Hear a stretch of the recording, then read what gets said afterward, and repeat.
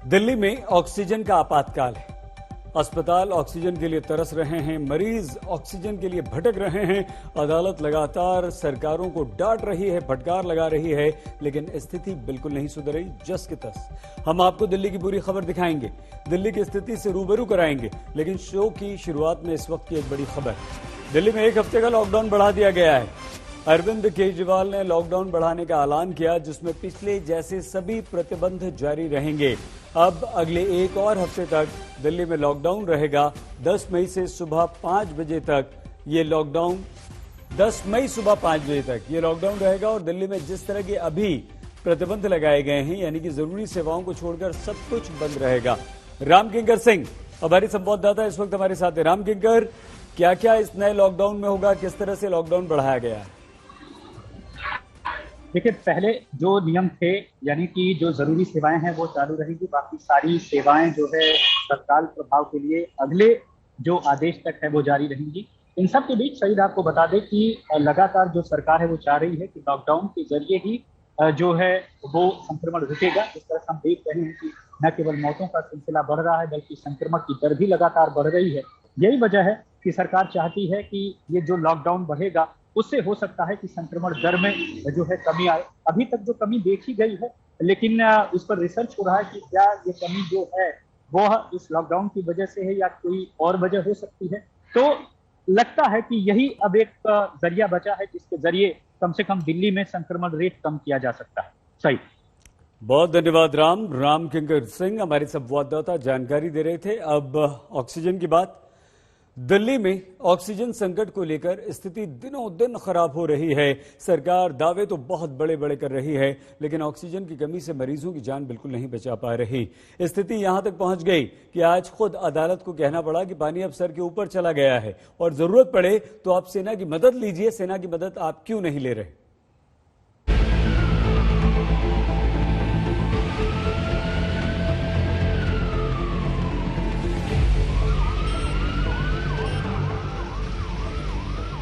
सरकार के बड़े बड़े दावों के बीच दिल्ली में फिर से ऑक्सीजन की किल्लत से 12 मरीजों ने दम तोड़ दिया। सांसों पर यह संकट इस बार दिल्ली के बत्रा अस्पताल में भर्ती मरीजों पर आया, जहां ऑक्सीजन की कमी मरीजों की जिंदगी पर भारी पड़ गई।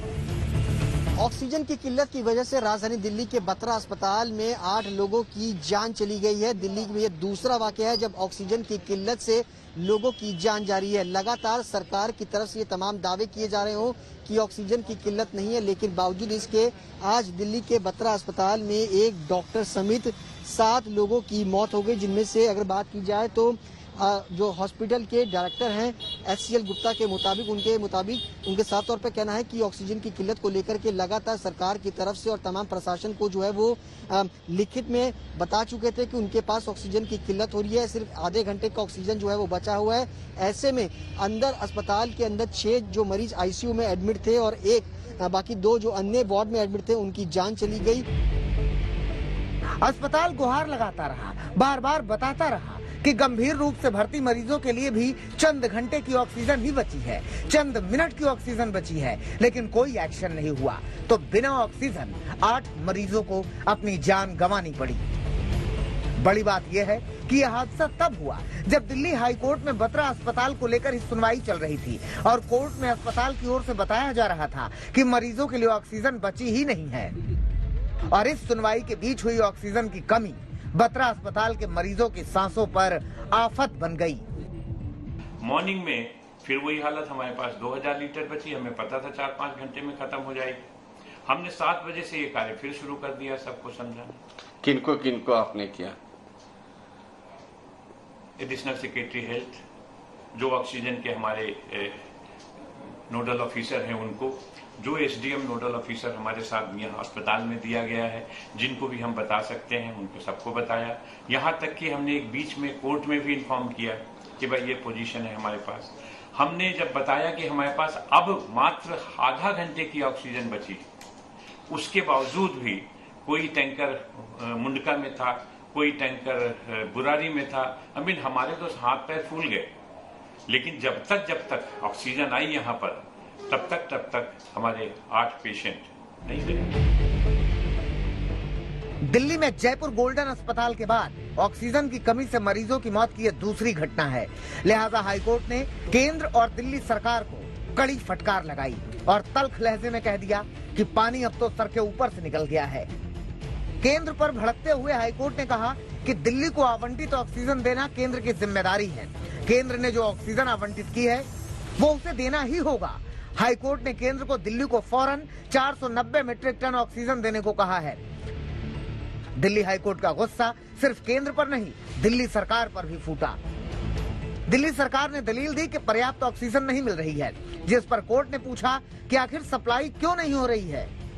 जब दिल्ली सरकार ने यह कहा कि उसे हर दिन ऑक्सीजन के लिए संघर्ष करना पड़ रहा है, तो हाईकोर्ट ने पूछा कि सेना, एयरफोर्स की मदद क्यों नहीं ली जा रही है। कोर्ट ने दिल्ली सरकार से यह कहा कि अगर उसे लग रहा है कि स्थिति काबू में नहीं है और तालमेल नहीं बैठ रहा, तो वो केंद्र से अब तक उसने गुहार क्यों नहीं लगाई कि यहाँ सेना की तैनाती की जाए। सेना के तीनों अंग अपने आप में सक्षम हैं इस तरह की आपदा से निपटने के लिए। अभी तक इस तरह की गुहार लगाने से परहेज और गुरेज क्यों बरत रही है दिल्ली सरकार।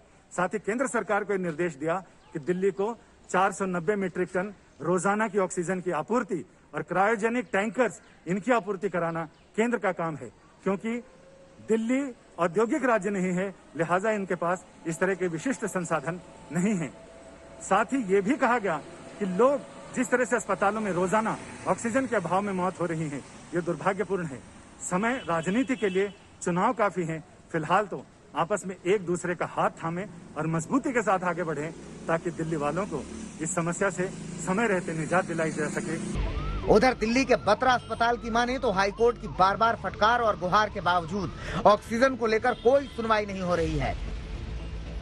ऑक्सीजन आने में काफी लेट हो, 30 minute, 25 minute, 20 minute, 15 minute, 10 minute, 5 minute, हमने एक मिनट की जानकारी एडमिनिस्ट्रेशन को दी। जहां जहां हम पहुंच सकते थे, और सिर्फ एडमिनिस्ट्रेशन को नहीं दी, हमने आपके माध्यम को भी बताया कि आप लोग भी कुछ करें, जिससे सरकार तक ये आवाज पहुंचे कि एक्चुअली जो हो रहा है वो ये है। ऑक्सीजन की किल्लत और इससे मरीजों की मौत से दिल्ली के अस्पतालों में डर पैदा कर दिया है, जिसका खामियाजा गंभीर रूप से बीमार मरीजों को उठाना पड़ रहा है, क्योंकि ऐसे हाल में अस्पताल मरीजों को भर्ती करने के लिए तैयार ही नहीं है। ये आप देख सकते हैं कि अस्पताल के बाहर मरीज जो है वो सांसों के लिए यहाँ पर तड़प रहे हैं। अपना ऑक्सीजन सिलेंडर लेकर के जो है यहाँ पर पहुंचे हुए हैं। लगातार उनकी तरफ से, अस्पताल की तरफ से कहा जा रहा है कि उनके पास ऑक्सीजन जो है वो नहीं है, जिसकी वजह से वो एडमिशन जो है वो नहीं ले सकते। ये स्थिति जो है वो राजधानी दिल्ली की फिलहाल जो है वो बनी हुई है और लगातार जिस तरीके के हालात दिल्ली के अंदर बने हुए हैं, ऑक्सीजन का क्राइसिस लगातार पूरी दिल्ली के अंदर इस वक्त जो है वो बना हुआ है। दिल्ली के अस्पतालों में ऑक्सीजन संकट लगातार बढ़ता जा रहा है। दावे फेल हैं और इस पर हो रही राजनीति के चलते मरीजों की जान जा रही है। सुशांत मेहरा के साथ संजय शर्मा, दिल्ली आज तक। केंद्र ऑक्सीजन का कोटा बढ़ाने की बात कर रहा है, लेकिन दिल्ली सरकार इसे जरूरत के हिसाब से नाकाफी बता रही है और इस खींचतान का असर सिर्फ और सिर्फ मरीजों पर पड़ रहा है और इस राजनीति से मरीजों की जान जा रही है।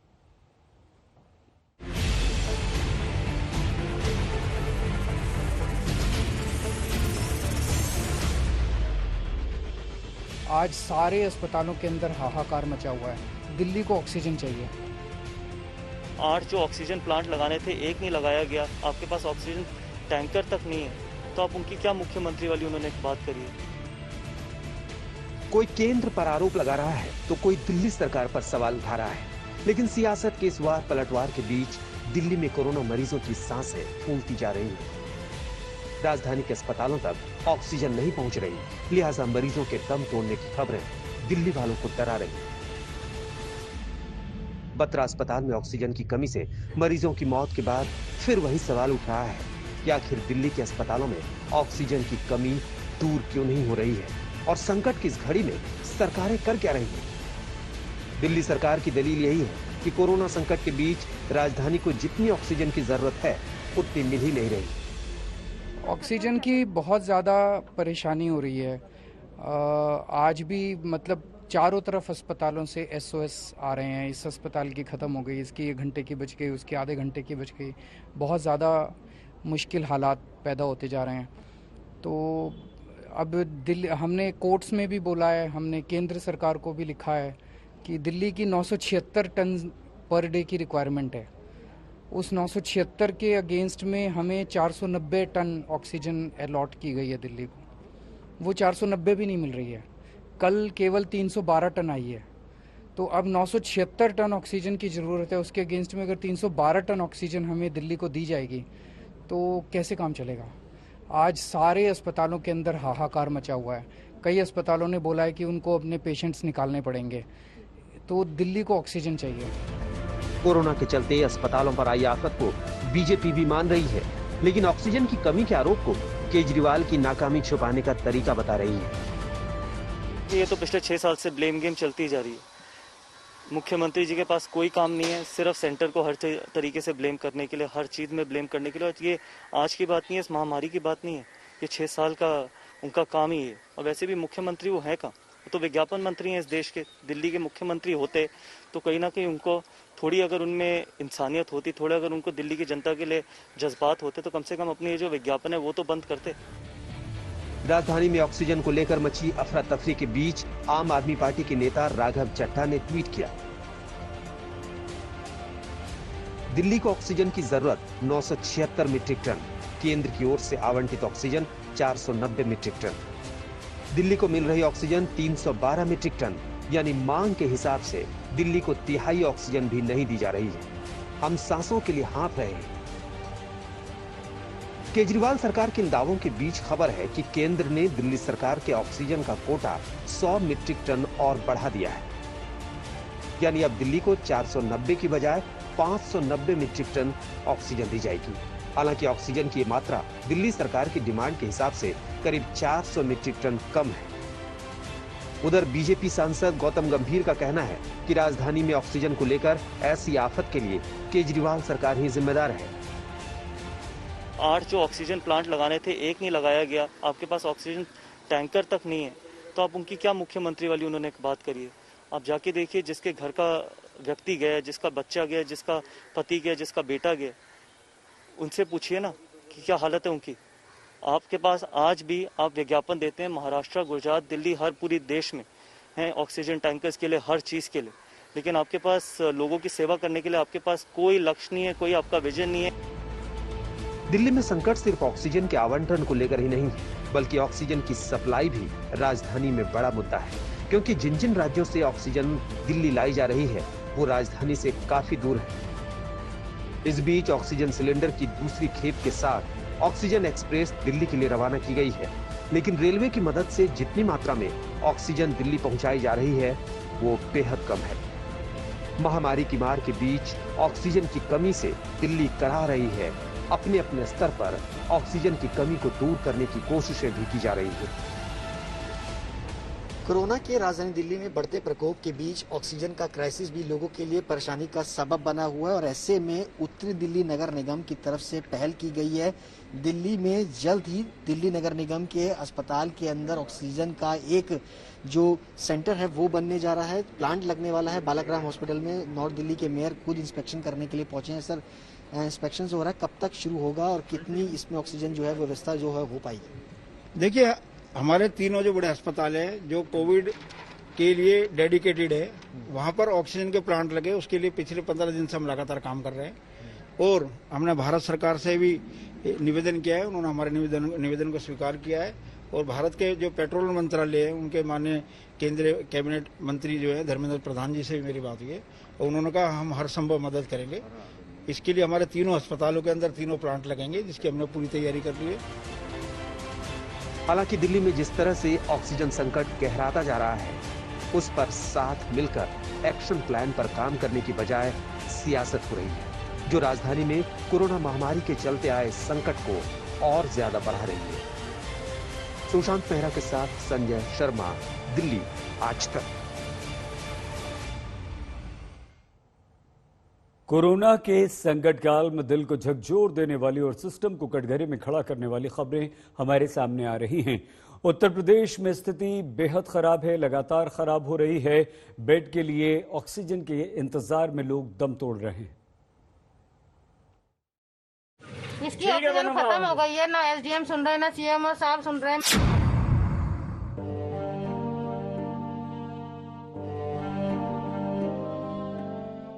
सांसों के लिए संघर्ष करता एक मासूम और मदद को तड़पती एक मां।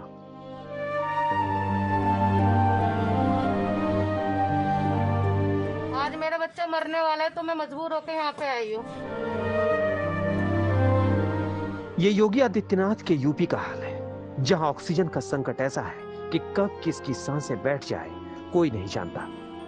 इस बच्चे के साथ भी ऐसी ही नौबत आ गई थी जब बेटे की जान बचाने के लिए मां को ऑक्सीजन प्लांट भागना पड़ा। आज मेरा बच्चा मरने वाला है तो मैं मजबूर होकर यहाँ पे आई हूँ। मेरे बेटे ने बोला कि मैं एसडीएम साहब से बात करूंगा, खुद उनके पैर पकड़ूंगा, लेकिन इसकी स्थिति नहीं है ऐसी। ये वाकया ग्रेटर नोएडा का है। यूपी में ऑक्सीजन सिलेंडर की खुली बिक्री पर पाबंदी है, लिहाजा इस मां को डीएम से अनुमति लेनी पड़ी। ऑक्सीजन सिलेंडर तो मिल गया, लेकिन सवाल है कि इस देरी में अगर जान जोखिम में पड़ती तो इसका जिम्मेदार कौन होता। मेरे बेटा का नाम शिवांग है और मैं बिसाड़े से हूँ। मैं 4 साल से अपने बच्चे का इलाज करवा रही थी वैद्य से, तो घर पे आइसोलेशन था। ये इसकी ऑक्सीजन खत्म हो गई है, ना एसडीएम सुन रहे हैं, ना सीएमओ साहब सुन रहे हैं। मैं 3-4 दिन से परेशान हूँ, ना मैं सोई ना बच्चा सोया। आज मेरा बच्चा मरने वाला है तो मैं मजबूर होकर यहाँ पे आई हूँ। मेरे बेटे ने बोला कि मैं एसडीएम साहब से बात करूंगा, खुद उनके पैर पकड़ूंगा, लेकिन इसकी स्थिति नहीं है। यूपी सरकार के तमाम दावों के बावजूद बिस्तर और ऑक्सीजन का संकट लगातार बना हुआ है। सरकार कह रही है कि बिस्तर की कोई किल्लत नहीं है, कह रही है कि अस्पताल एडमिशन ना दे तो कार्रवाई होगी। लेकिन ग्रेटर नोएडा में 38 साल की महिला की अस्पतालों का चक्कर काटते काटते मौत हो गई।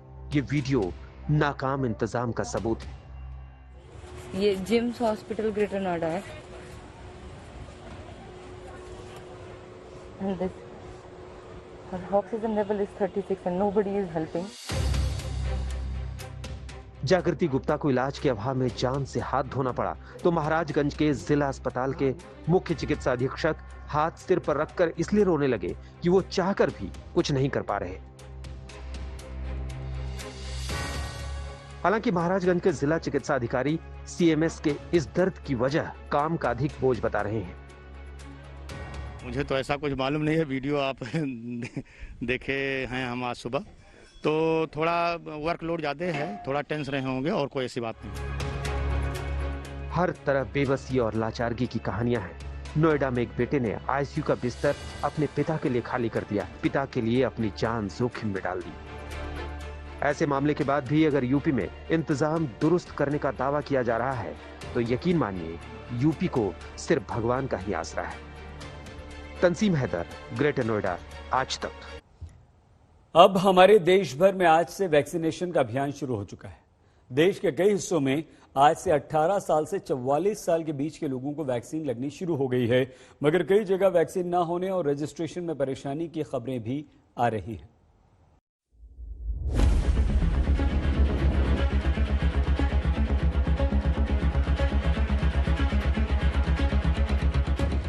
कोरोना से लड़ाई में कारगर हथियार है वैक्सीन। वैक्सीन ही कोरोना को हराने में करेगी मदद। वैक्सीन लगवाने से कम हो जाता है खतरा।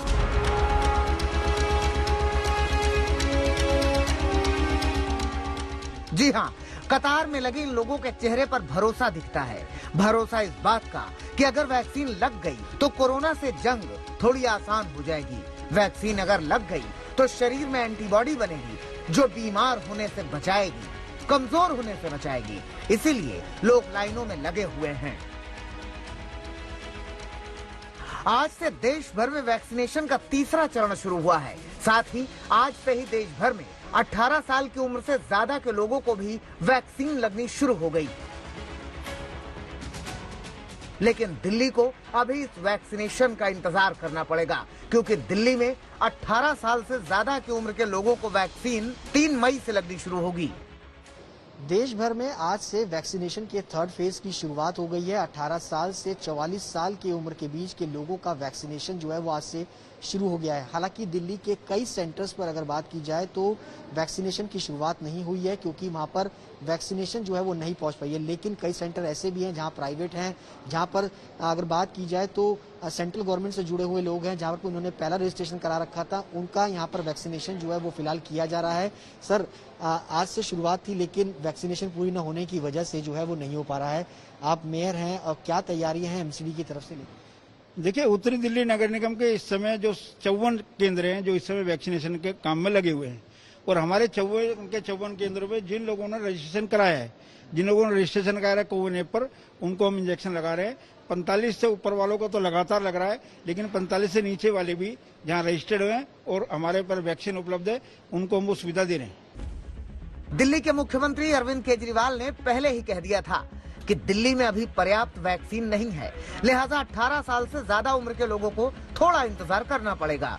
1 या 2 दिन में जैसे ही वो वैक्सीन आ जाती है, हम आपको अच्छे से अनाउंस करेंगे, मीडिया में अनाउंस करेंगे, आपको बता देंगे, आपको पता चल जाएगा। उसके बाद जिस का रजिस्ट्रेशन होता जाएगा, जिस की अपॉइंटमेंट होगी, वो लोग आइएगा। वैक्सीन का ना होना तो समझ में आता है, लेकिन दिक्कतें रजिस्ट्रेशन में भी आ रही हैं। 18 साल से ज्यादा उम्र के लोग इस बात को लेकर परेशान हैं कि आरोग्य सेतु ऐप और कोविन ऐप पर रजिस्ट्रेशन में दिक्कत हो रही है।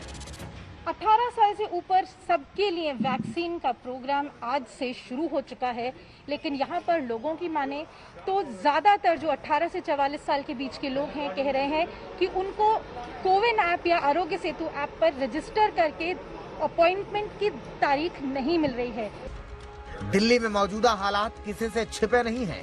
चारों ओर हाहाकार मचा है। अस्पतालों में बेड नहीं है, दवाइयां नहीं है, ऑक्सीजन नहीं है। ऐसे हालात में हर शख्स को यही लग रहा है कि कितनी जल्दी वो वैक्सीन लगवा ले ताकि कोरोना की इस लड़ाई को वो जीत सके। अनीशा माथुर के साथ सुशांत मेहरा, दिल्ली आज तक।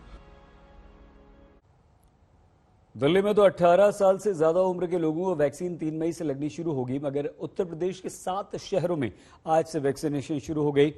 आपको दिखाते हैं उत्तर प्रदेश के लखनऊ और वाराणसी में 18 साल से ज्यादा उम्र के लोगों को वैक्सीन लगी तो उन्होंने क्या कहा।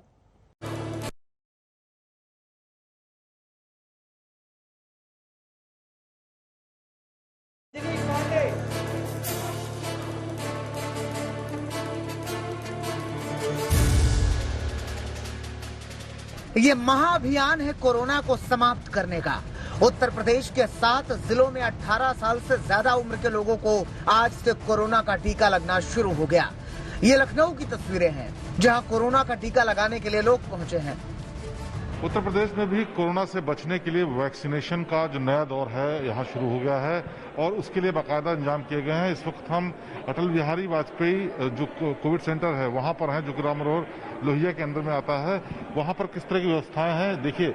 हर जगह पर 300 लोगों का वैक्सीनेशन होना है, जिसमें से 100-100 के लॉट में होना है और इस तरह से 10 सेंटर्स पे आज लखनऊ में 3000 लोगों का वैक्सीनेशन होना है। और खास बात यह है कि ये 18 से 44 की उम्र के लोगों का जो वैक्सीनेशन के लिए रजिस्ट्रेशन हुआ है वो 3000 लोग हैं। और आप देख सकते हैं ये 18 से 44 की उम्र वाले जो लोग हैं वो रजिस्ट्रेशन करवाने के बाद बाकायदा यहाँ पर बैठे हुए हैं, इंतजार कर रहे हैं कि उनकी बारी आएगी तो वो वैक्सीनेशन कराएंगे। और इसके लिए पूरी तरह से प्रॉपर पहले से भी ट्रेनिंग दी जा चुकी है। और ये जो रजिस्ट्रेशन है इसमें कई लोगों ने अपनी तरफ से उन्होंने ये भी लिखा है कौन सी वैक्सीन लगवाना चाहते हैं। लखनऊ में वैक्सीनेशन के लिए 10 सेंटर बनाए गए थे। हर सेंटर पर 300 लोगों का वैक्सीनेशन होना था। 18+ कोविड वैक्सीनेशन का कार्यक्रम आज प्रारंभ हुआ है। उत्तर प्रदेश में 45+ के लिए 2500 केंद्र आज वैक्सीनेशन के इस तीसरे चरण में प्रारंभ हुए हैं, जहां वैक्सीनेशन का कार्यक्रम सफलतापूर्वक प्रारंभ हो चुका है। 18+ के जिन यूथ को आज वैक्सीन देना है उसमें हम लोगों ने उन 7 जनपदों को लिया है जहां पे पॉजिटिविटी रेट और एक्टिव केस सर्वाधिक हैं। जो लोग वैक्सीन ले भी लिए हैं, दोनों डोज ले रहे हैं, ये बचाव का सर्वोत्तम उपाय है। अगर उनमें कहीं इन्फेक्शन आया भी तो माइल्ड रहा है, उन्होंने रिकवरी जल्दी कर दी है।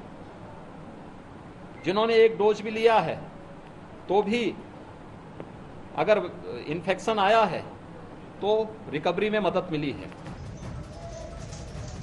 लखनऊ के अलावा पीएम मोदी के संसदीय क्षेत्र वाराणसी में भी आज से 18 साल से 44 साल तक के लोगों का वैक्सीनेशन शुरू हो गया। पहला दिन है और बनारस में लगभग 17 ऐसे जगह है। दिक्कतें इसीलिए हैं कि बहुत ज्यादा लोगों को रजिस्ट्रेशन में दिक्कत आई। जिनका रजिस्ट्रेशन हुआ उन्हें ये नहीं पता था कि दरअसल किस सेंटर पर जाना है, लेकिन जो लोग सेंटर पर पहुंचे हैं उन्हें आखिर कम से कम आज ये जो है कोविड का टीका मिल गया। तो ये जो महामुहिम की शुरुआत इस चरण की हुई है, सबसे ज्यादा जो रुझान है, युवाओं का जो दिलचस्पी है, वो इसके जागरूकता कह लीजिए या कोविड को लेकर डर कह लीजिए, बड़ी संख्या में युवा जो है वो सामने आए हैं। और जाहिर है कि अगर ऐसी ही संख्या आगे युवाओं की रहती है तो इस महामारी से निपटने में भी उसी तरह मदद मिलेगी, क्योंकि युवाओं की उत्सुकता इस टीकाकरण को लेकर के वाराणसी में देखने को मिल रही है। अलग अलग सेंटरों पर लगातार, हालांकि 12 बजे का समय बनारस में दिया गया था इस टीकाकरण के लिए, लेकिन 10 बजे से ही 11 बजे से ही युवाओं की भीड़ टीका केंद्रों पर पहुंचने लगी थी। और इसीलिए ये उत्सुकता दरअसल सकारात्मक रुझान है कि कैसे युवा लड़ सकते हैं। क्या नाम है आपका? आप कहाँ से आए हैं? आप कहाँ से आए? अमृतेश पांडे। रजिस्टर किया था मितेश आपने? मैंने तो कल रात को ही किया था। ये जागरूकता थी, डर था, या आपको इन वैक्सीनेशन केंद्रों पर लेकर के आया? मेरे हिसाब से दोनों का ही कॉम्बिनेशन था। ये तो जागरूकता रहनी चाहिए। जैसे मेरे परिवार में कुछ लोग को, मैं सबको कर रहा हूँ अगल बगल भी, तो जागरूकता सबसे जरूरी है। और बाकी लोगों को भी कह रहे हैं, अपने दोस्त यारों को, भाइयों को। बिल्कुल बिल्कुल बिल्कुल। और डर भी भराना थोड़ा सा जरूरी है, तभी लोग आके ज्यादा लोग आके लगवाएंगे भी। आपको बता दें कि यूपी में जिन 7 शहरों में वैक्सीनेशन शुरू हुआ है, उनमें कानपुर नगर, प्रयागराज, वाराणसी, गोरखपुर, मेरठ और बरेली हैं। वाराणसी से आशुतोष के साथ शिवेंद्र श्रीवास्तव, लखनऊ, आज तक। और आइए अब हम आपको महाराष्ट्र और गुजरात भी लिए चलते हैं। यहाँ भी अलग अलग शहरों में वैक्सीनेशन हुआ। रजिस्ट्रेशन के बाद युवा वैक्सीनेशन सेंटर पहुंचे और उन्होंने वैक्सीन की पहली डोज ली।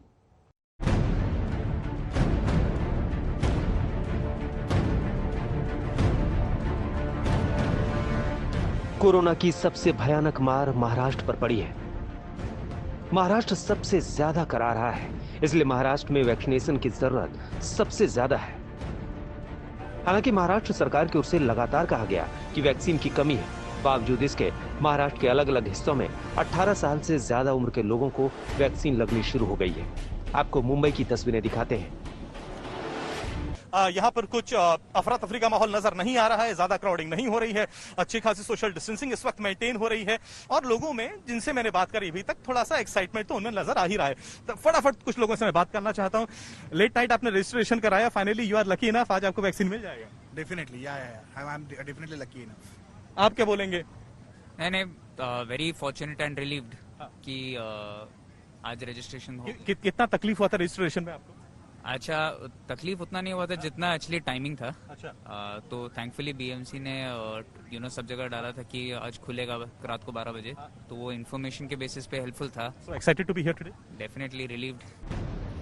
पुणे में भी 18 साल से 44 साल के बीच के लोगों ने वैक्सीन लगवाई। आप भी सुनिए वैक्सीन लगवाने वाले लोगों ने क्या कहा। स्लॉट ओपन सुबह 6 बजे मिला मेरे को, मैंने उसका रजिस्ट्रेशन ऑनलाइन किया और मेरा इधर नंबर लगा और 11 बजे से वैक्सीनेशन शुरू हुआ है और मेरा अभी वैक्सीनेशन हो गया है। मैं 28 से ट्राई कर रही थी, मुझे कल मिला अपॉइंटमेंट का, कल रात को, और मैं इसे सुबह 6 बजे से आई हूँ। मैं अभी वैक्सीन आपने ले लिया, कैसा फील कर रहे हैं? फीलिंग गुड, अच्छा है, कोविड से लड़ सकती हूँ अभी। महाराष्ट्र के अलावा गुजरात में भी आज से 18 साल से 44 साल के बीच के लोगों को वैक्सीन लगनी शुरू हो गई। जिन लोगों ने मोबाइल पे रजिस्ट्रेशन करवाया है, उनको जिनको मैसेज आया है, उन्हीं लोगों को यहाँ पे वैक्सीन दिया जा रहा है। ये जो टाइमिंग है सुबह 9 बजे से लेके 11 बजे तक का टाइमिंग रखा गया है। हालांकि जो वैक्सीनेशन ड्राइव है वो करीब मई महीने के बाद फुल फ्लैश शुरू हो जाएगा, क्योंकि वैक्सीन की जो मात्रा है वो सीरम इंस्टीट्यूट से करीब 5 लाख वैक्सीन के डोज कल ही गुजरात पहुंचे, जिसके चलते 10 जिलों में इसे शुरू किया गया है। टीकाकरण के तीसरे चरण की शुरुआत तो हो गई है, लेकिन वैक्सीन के अभाव का रोना तमाम राज्य रो रहे हैं। मध्य प्रदेश के स्वास्थ्य मंत्री प्रभुराम चौधरी को सुनिए। हमें उम्मीद थी कि 1 तारीख तक हमको कंपनियां वैक्सीन उपलब्ध करा देंगी, लेकिन प्रोडक्शन की वजह समझ लें या ज्यादा डिमांड की बात हम समझ लें, इसलिए कंपनियों ने हमको वैक्सीन उपलब्ध नहीं कराई, इसलिए प्रयासरत हैं। मुख्यमंत्री जी ने भी बात की है, हमारे अधिकारी भी।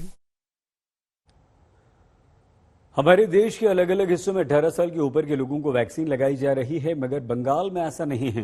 बंगाल में वैक्सीनेशन का तीसरा चरण तो चल रहा है, मगर इसमें 45 साल के ऊपर वाले लोग ही फिलहाल शामिल हैं। इस वक्त हम लोग कोलकाता के सबसे बड़े अस्पताल, सरकारी अस्पताल SSK में हैं, जहां वैक्सीनेशन ड्राइव चल रही है। लेकिन जहां 1 तारीख से सारे देश में 18 साल से ऊपर के लोगों को वैक्सीनेशन दिया जाना लागू किया गया है, पश्चिम बंगाल में आज से लेकिन वैक्सीनेशन 18 साल के ऊपर नहीं दी जा रही है। सारे अस्पताल में बोर्ड लगा दिया गया है। यहां मैं बोर्ड दिखाऊंगा कि till now we don't have any instruction regarding vaccination of people above 18 years age, यानी 18 साल के ऊपर के लोगों को वैक्सीनेट करने की कोई भी सूचना हमारे पास नहीं है। और पूरे पश्चिम बंगाल में इस वक्त यही है। सरकारी नियम के मुताबिक जो ममता बनर्जी ने कहा था कि 5 तारीख के बाद से 18 वर्ष से ऊपर के लोगों को वैक्सीनेशन दिया जाएगा, लेकिन अभी तक ये तय नहीं है कि वो 5 तारीख से दिया जाएगा या उसके बाद से ही दिया जाएगा। और अगर हम पूरे नॉर्थ ईस्ट की बात करें तो नॉर्थ ईस्ट के ज्यादातर शहरों में भी यही स्थिति है। कहा जा रहा है वैक्सीन की कमी है, इसी वजह से 18 वर्ष के ऊपर के लोगों को वैक्सीनेशन अभी फिलहाल आज से जो शुरू होने की बात थी वो नहीं हो पाया है। कलकत्ता समेत पूरे पश्चिम बंगाल में भी यही स्थिति है। और आपको बताएं कि आज लाइन बहुत कम है, उसकी वजह है कि मिनी लॉकडाउन शुरू हो चुका है पश्चिम बंगाल में। आज से दुकान, पाट, बाजार बेहद कम समय यानी सिर्फ 5 घंटे के लिए खोलने का आदेश दिया गया है। इसके अलावा restaurant, mall, shopping mall, beauty parlour, spa, swimming pool, इन सबको पूरी तरह से बंद कर दिया गया है। और वैक्सीन की जो ड्राइव है उसके बारे में 18 वर्ष से ऊपर के लोगों के बारे में अभी तक कोई सूचना सरकार के पास नहीं है। कैमरामैन तापस बेरी के साथ अनुपम मिश्र, आज तक, कोलकाता।